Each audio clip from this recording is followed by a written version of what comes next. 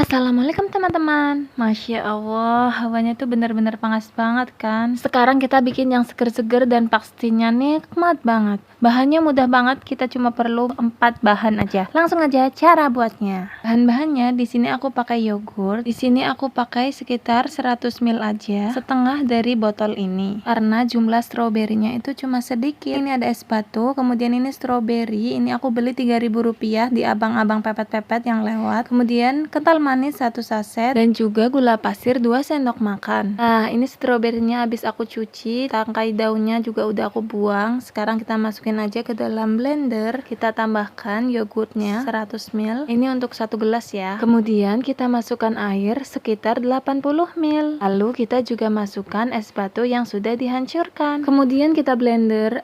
Lupa ini gula pasirnya belum masuk. Kita masukkan gula pasirnya, kita blender lagi sampai halus ya teman-teman. Nah, ini udah halus. Sekarang di dalam gelas panjang kita masukkan kental manisnya. Nah, sekarang kita tuang ya strawberry yogurtnya. Kita tuang sampai penuh. Ini dia hasilnya teman-teman. Ini rasanya seger banget. Jangan lupa diaduk dulu sebelum diminum. Ini tuh rasanya manis, asam, seger. Perpaduan yogurt, susu dan stroberinya pas banget. Pokoknya enak banget. Kalian tuh harus cobain resep ini. Dan ini juga bisa jadiin menu tambahan buat kalian yang punya kafe atau sedang jualan minuman online. Ini bisa banget say. Cocok banget di musim yang panas begini. Total aku hitung-hitung untuk 1 gelas ini habis 7.150.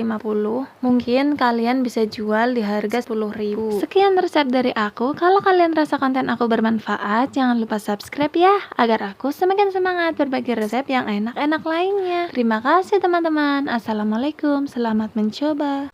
Hokey cokey.